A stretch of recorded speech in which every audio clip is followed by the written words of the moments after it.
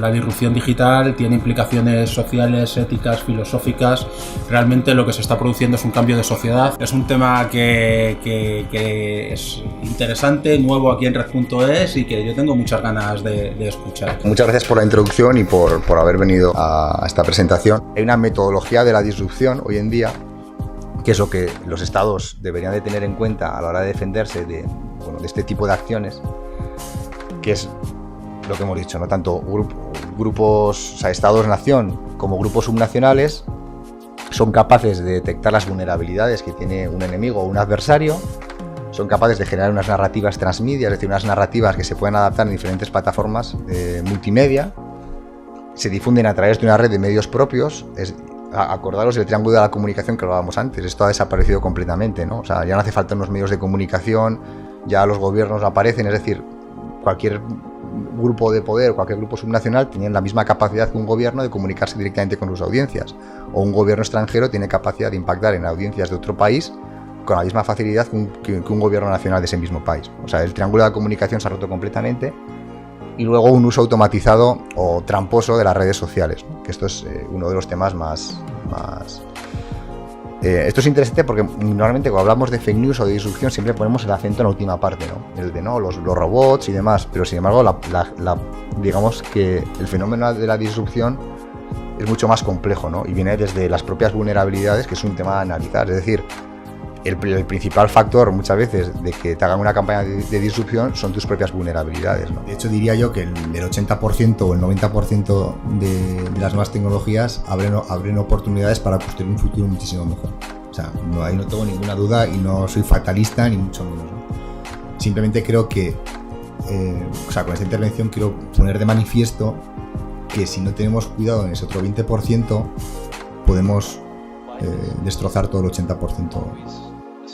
La revolución tecnológica que se ha vivido en todo el mundo en los últimos 10 años no es neutral a la hora de la gobernanza. Es decir, la revolución tecnológica está teniendo profundas implicaciones en la forma en la que los estados-nación se configuran y se relacionan entre ellos. Esta revolución está dando lugar a muchísimas oportunidades positivas para generar una sociedad y una relación entre los ciudadanos y los estados mejor, más democrática y más sana, pero por otro lado está dando lugar a un nuevo escenario donde agentes tanto de carácter nacional como de carácter subnacional están trabajando de forma muy intensa para romper la credibilidad de las actuales instituciones y generar una mayor desconfianza entre ciudadanos e instituciones públicas y de esta manera erosionar los estados y las formas en las que se configura la opinión pública y la sociedad. Entonces creo que es muy necesario que haya un debate al respecto para que esta revolución tecnológica tenga el mayor impacto positivo y se reduzca al mínimo, digamos, que toda la parte negativa que puede tener. El titular sería que los estados-nación, y especialmente las democracias liberales, deben de entender que el campo de la opinión pública es un elemento crucial a la hora de definir y de configurar el futuro del Estado y el futuro de las sociedades y de los derechos y libertades que se han generado en torno a los ciudadanos. O sea, creo que la opinión pública se ha convertido en un verdadero campo de batalla donde los estados-nación deben procurar que el debate sea lo más transparente, limpio y constructivo posible y evitar que haya un mal uso de este nuevo campo de actuación.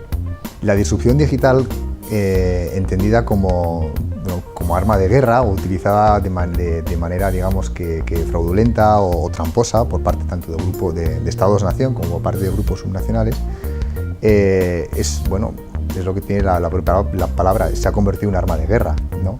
La tecnología tiene muchas partes positivas, pero entendida como una disrupción digital de manera con el objetivo de alterar la convivencia de la opinión pública o de alterar la forma en la que se construye la opinión pública de una manera, digamos, que tramposa o artificial, es una amenaza muy clara para las democracias liberales, para los estados-nación, y los gobiernos deben de poner el mayor interés y atención para evitar las consecuencias negativas de esta nueva forma de erosionar o de alterar un Estado.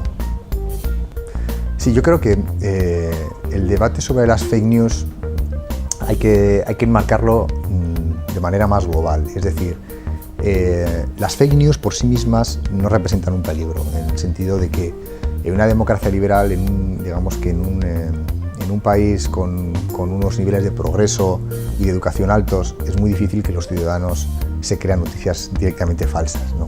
El problema está en noticias que no están del todo contrastadas o que tienen un enfoque muy claro destinado a o bien erosionar un Estado o aumentar las vulnerabilidades sociales que están generando un Estado. Es decir, en fomentar de una manera artificial, utilizando además de forma fraudulenta las redes sociales, los conflictos sociales que existen en un país, ¿no? O sea, creo que el debate es mucho más sofisticado, ¿no? Los ataques de disrupción de comunicación que se han producido en Europa, en Estados Unidos y en otros lugares en los últimos años no se han producido tanto con noticias falsas, sino generando toda una narrativa mediante el uso fraudulento de las redes sociales o el uso automatizado de las redes sociales para avivar conflictos o para avivar la confrontación social en una determinada sociedad. Y eso es mucho más peligroso que las noticias falsas, porque son medias verdades, son noticias con un enfoque destinado a dañar las instituciones de un Estado o enfoques destinados a aumentar el conflicto y la división entre los ciudadanos. Y yo creo que ese es el verdadero reto al que nos enfrentamos cuando hablamos de disrupción digital de comunicación, más que las propias noticias falsas.